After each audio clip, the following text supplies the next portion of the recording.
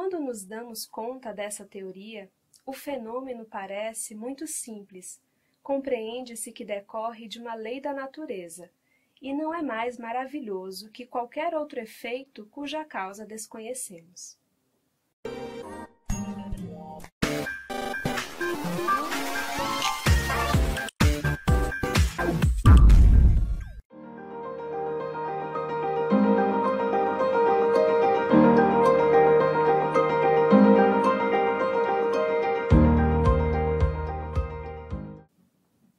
Estamos aqui com mais um episódio do Espiritismo em Revista. Essa é a nossa terceira participação especial. A gente teve uma vez que conseguiu gravar com a Maíse Braga, gravamos com a Deilson Salles e agora estamos aqui com o Luiz Rivas. E queria agradecer desde já a sua participação por ter prontamente aceitado. E estamos muito felizes com esse momento aqui. Opa, eu agradeço muito e vamos trocar algumas palavrinhas, algumas experiências que possam ser úteis aos amigos que nos acompanham. Toda vez que eu falo o seu nome agora, eu lembro daquele episódio do Amigos da Luz, do canal Amigos da Luz. Sim, o Fábio muito Sidney, bacana. Onde ele fica suando aí meu portunhol aí, né?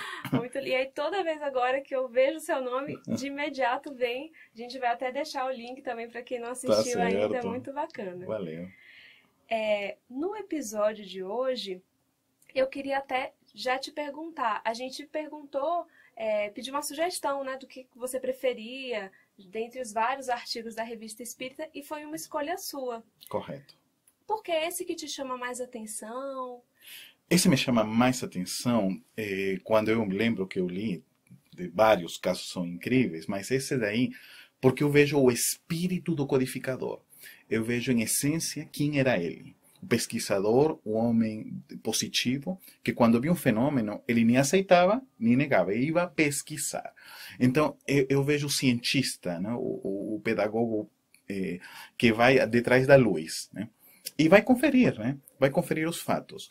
Isso, para mim, foi a minha maior paixão por Kardec, e quando vejo ele em ação, eu, quando conheci o Espiritismo, fui no Peru, e lá não tinha centros espíritas, né? Então eu lia Kardec e eu imaginava assim, um Sherlock Holmes, sabe?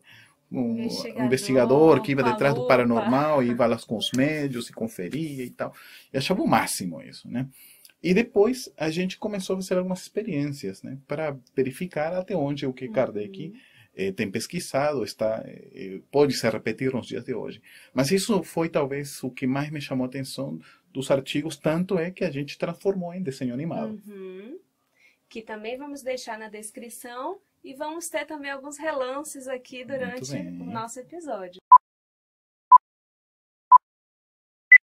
1860. Paris, França. Um fato muito estranho vem ocorrendo na rua de Noye, onde o Sr. Lesage, economista do Palácio da Justiça, reside. Este caso me chamou bastante atenção, então vim conferir. Então está na Revista Espírita de 1860. Trata-se de um caso que saiu no jornal na época e tudo, e Kardec se utiliza dessa história, como você falou, né, para investigar. Isso, parecia que já tinha um fenômeno acontecendo constantemente, né, na casa de um homem que trabalhava com economia, né, e a empregada que trabalhava em casa, né, escutava barulhos, batidas, né, até inclusive uma pedra sendo jogada e quebrando a janela, e os ferimentos do vidro, né, machucaram ela, né? E quando Kardec vai conferir os fatos, encontra uma pedra de carvão de Paris, né, que é uma pedra bastante dura, né, que foi jogada. E aí fica impressionado com isso e logo parte para a evocação. Isso eu acho sensacional. Vamos ver o fenômeno, vamos evocar quem que está gerando estes fenômenos. Isso é uma coisa muito interessante, assim, e que hoje causa espanto.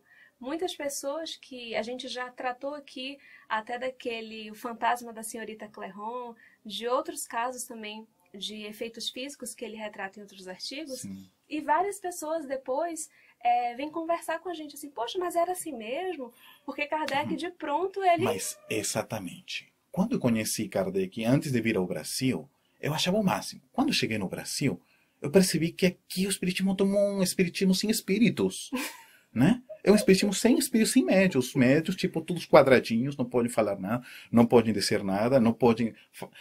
tudo muito Dizem que formal. existe, mas ninguém sabe e ninguém viu, né? Não, é uma coisa impressionante. Eu estive há 2 meses em Lilydale, a cidade dos médios nos Estados Unidos, os que seguem as irmãs Fox, né? E eu vejo como os médios que não conhecem o espiritismo, a mediunidade flui, é ótima, tem muita transfiguração, materialização, é normal. E os médios são muito mais livres que dentro das nossas casas espíritas, né? A gente ficou muito a rigor, né? Criou-se um formato mediúnico, né? Que muito diferente do que Kardec originalmente fez. Tanto que as meios de Kardec não faziam estudo, eram analfabetas, não eram espíritas, garotas de 14 anos, 15. Talvez tenha se pegado certas orientações que a gente sabe que Chico teve, por exemplo, quando fazia as reuniões, de que não podia ser só aquilo, mas ido também para o extremo de não fazer nada. Então... Tem orientações muito válidas, como a disciplina com Kardec e a fidelidade ao estudo, mas não são impositivas. E outra coisa, tenho observado outros médiums que não são espíritas, com resultados muito positivos e bons, né? Que não conhecem as orientações sequer, mas produzem muito.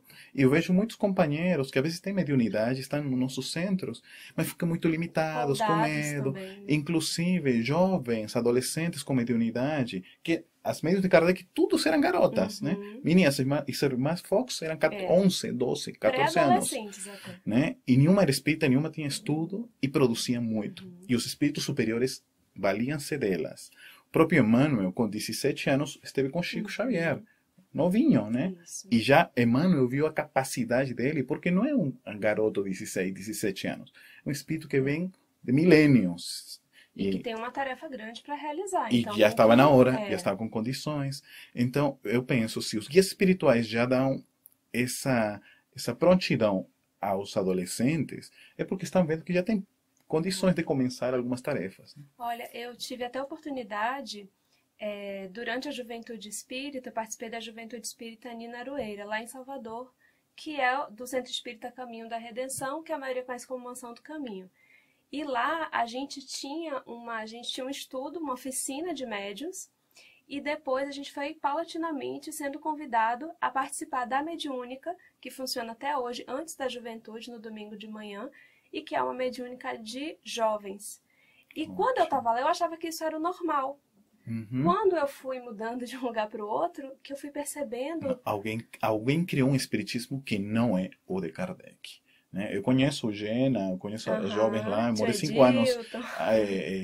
Eu conheci o Nilson, tio Nilson, e todo o pessoal lá, que eu muito admiro, gosto. Né? Mas é isso. Há uma distância, tanto que temos que raciocinar que menos de 1% dos médios do planeta são espíritas. E os outros 99% de médios estão aí. Alguns não têm nem religião, nem credo, alguns estão em igrejas diferentes, em outros... E produzindo fenômenos sem saber. Né? E você, uma curiosidade, você já teve a oportunidade de presenciar fenômenos mediúnicos de efeitos físicos ou algo semelhante? Sim, já tive. Posso narrar isto. Aconteceu há uns 2 anos. O que mais me chamou... Eu já vi alguns, mas este é o que mais me chamou a atenção. Foi no Rio de Janeiro, no prédio do ator Carlos Vereza. Ele é espírita e na parte onde é a área comum, como chama a área de lazer, né? Aquela sala de... Talvez. É isso. Aquela região tem umas 70, 80 pessoas se reúnem toda segunda e fazem estudo, prece, palestra espírita lá. Né? É muito, muito legal. E o interessante é que quando estávamos lá, um companheiro que é do Centro Espírita, do Lar de Frei Luís, um médium de materialização, fez palestra e no final entrou em transe e aí pediu para o Vereza pegar um copo com água. Ele levantou, todos estávamos vendo, estava com luz, né? E nesse instante, uma pedra se materializou na frente de nós, fez um barulho, né? Materializou-se. E aí o espírito, que se denominava egípcio, pediu para a Vereza beber, né? E a pedra teria uma faculdade de, toda vez que colocar água, ele como magnetizaria, né? E aí passou para todas as pessoas observarem, né? Eu achei incrível, porque na minha frente se materializou uma pedra, era uma espécie de um quartzo polido em forma piramidal. Eu, quando terminou, eu vi o objeto, né, terminou e todo mundo foi. Parecia que não tinha uma coisa comum. E eu achei o Você máximo. estava ali ainda e todo mundo achando que era normal. Eu pedi ao Vanessa, me dá a pedra que preciso verificar. Ela me emprestou, eu tirei foto, né, na minha mão, filmei um pouquinho para as pessoas verem. E perguntei ao médium se isso era materialização, era fenômeno de transporte, né? Quando um objeto está em um lugar, se transporta a outro. Mas o médium falou que não. Era um fenômeno mais raro, chamado de aporte. Quer dizer, que os espíritos, no mundo espiritual, usaram os elementos da natureza e lá eles puliram e lá eles materializaram um objeto único. Não existe. Tanto é que na natureza você não encontra objeto com pontas, piramidal. Né? E por todo lado está com brilho. Né? Nossa. Então, para mostrar que, tipo, estava escondido o objeto, não. É um objeto da natureza, mas criado no além. Acho impressionante isto. São Luís informa que, como você mesmo contou, o espírito que lançava aqueles projéteis e causava, que ele chama de espírito zombeteiro, que estava lá sem ter muito o que fazer, querendo aprontar alguma coisa, ele usa a médium, que era a empregada da casa.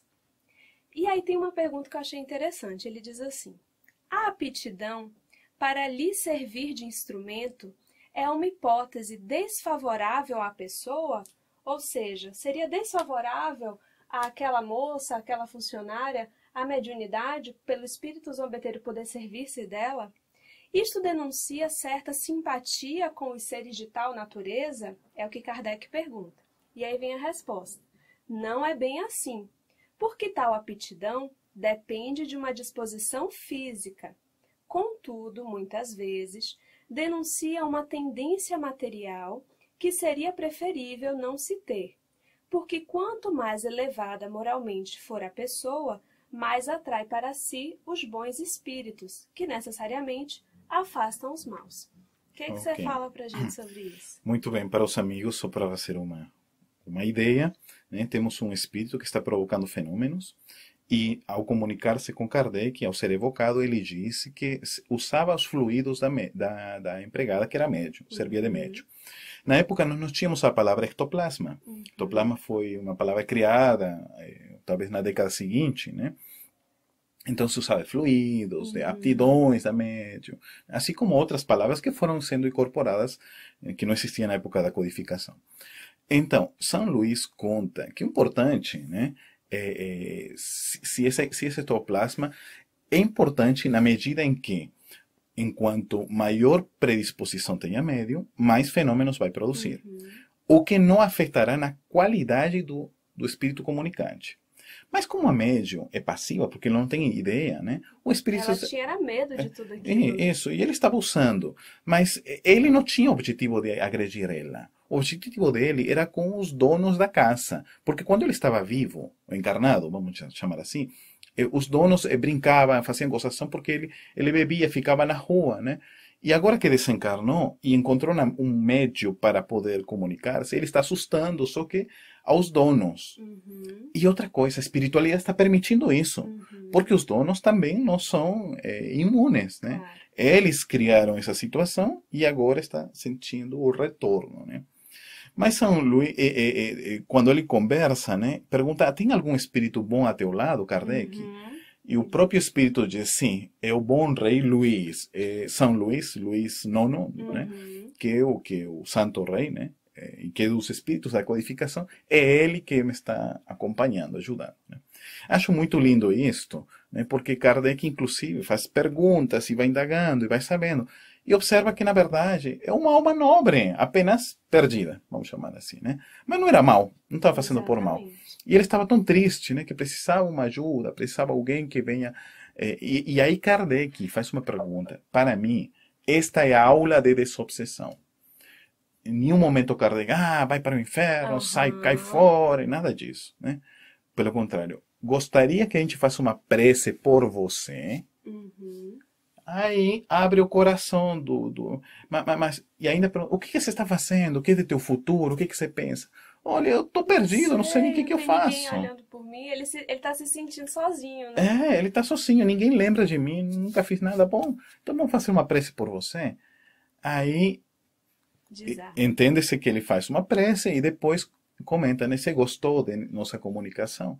E o Espírito, puxa vida, vocês são um pouquinho sérios, tá? Um pouquinho sérios, mas são gente boa, eu gostei muito, né? Fica contente. A gente talvez faz a nosso entendimento um final de que talvez esse espírito foi levado pelo São Luís, que já estava aí, ou outro espírito amigo, né, que possa ter resgatado. Mas essa é a matriz, essa é a essência de um trabalho belo de desobsessão. Porque os fenômenos pararam, né? A médium, não sei se tornou-se espírita ou não, mas pelo menos os fenômenos diminuíram, né? E o espírito foi educado. Isso. Que muitas vezes a gente está pensando na desobsessão só como expulsar. A gente não pensa no lado daquele espírito que muitas vezes, nesse caso, não era nenhum obsessor, era um espírito que estava só querendo divertir-se, mas nos casos em que é realmente um obsessor que quer fazer mal, em muitos casos, quando a gente vê a fundo a história, a gente descobre que ele é a vítima. E a gente está querendo sempre, tá nem aí para ele, né? Tá A querendo gente tem só... esse parâmetro que o obsidiado é a vítima e o obsessor é o mal. Quando às vezes é a lei do retorno. Então, e temos que lembrar que o guia espiritual do obsidiado está permitindo isto. Isso. Se está permitindo porque a lei... Tem um plug. Então há uma consequência que está vindo e essa consequência é para educar o obsidiado. Porque o obsidiado, né? E muitos de nós, a gente está desencarnado e vamos, perturbamos aqui, ajeitamos aqui, destruímos aqui, né? Quando a gente encarna, né? E diz, poxa, por que a mim? Porque quando você estava desencarnado, você aprontava e você achava que não existia a lei do causa e efeito. Mesmo desencarnado existe e funciona. Então quando você reencarna, aí vem toda a lei te pegando. Esse é um método para falar, inclusive, para os desencarnados. Não apronte, porque você vai encarnar e a gente vai ter que trabalhar aí. Porque você está aprontando, a lei volta. Exatamente. Vale para encarnar e desencarnar.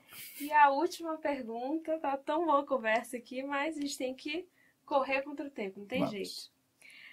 Olha só, dentre essas perguntas no diálogo mesmo com o espírito, eu achei interessante logo no início que o espírito chega falando que o que é que você quer comigo? Vou atirar pedra? Quer que eu mostre aqui o que é que eu posso fazer? Ele chega assim, querendo mostrar para que veio. E Kardec fala assim: se nos atirasses pedras aqui, não teríamos medo. Pergunto se tu, positivamente, podes arremessá-las em nós. O espírito investigador, né? E olha o que o espírito responde: aqui talvez não pudesse. Tendes um guarda que vela por vós. O que deixa sinal em que, mesmo o espírito tendo as condições de agredir e sabendo que pode, né, ele se vê impelido porque a proteção espiritual com que Kardec, um homem sério e do bem, e com a médium que estava, né, impediam esse fato acontecer. Não é o lugar no sentido em que essa sala, não. Claro. É o lugar onde eles estão, porque o Kardec poderia estar em outra cidade, né, e igualmente estaria protegido, né? Então é essa proteção que a gente precisa ter, né? Com o nosso comportamento, com a nossa vida interior, né, que a gente atrai naturalmente espíritos nobres e naturalmente a proteção vem, né? O contrário é o perigo, né? Que a gente às vezes não escuta o anjinho bom, vai por outros lados e a gente sente o golpe. Mas tudo é para nos educar, porque ao final de contas, este é o grande ensinamento espírita, é a nossa autoiluminação. Tudo que a gente está vendo, na verdade, são fenômenos que é o mundo espiritual, mas o importante é que você acorde como ser imortal, você se ilumine, desperte sua luz, deixe brilhar sua luz. Um dia vamos ser espíritos puros, anjos, como se queira chamar, né? Mas enquanto mais demoremos, mais sofremos. Então, todos os ensinamentos nos vêm a falar que mesmo até o espírito que obsidia é teu irmão. O pequenininho, o animalzinho, todos somos irmãos. Então, devemos despertar essa luminosidade, como está no Evangelho, como uma ótima pauta para nós sermos seres melhor, mais felizes e assim ter um mundo melhor. Muito obrigada, Luiz. Muito obrigada mesmo. Obrigado. Com certeza vai ser muito enriquecedor para todos que assistirem, todas as suas palavras, tudo isso que a gente pôde acompanhar com o artigo e com também as suas elucidações. Muito obrigada mesmo. Opa, muito obrigado aos amigos. Até o próximo episódio.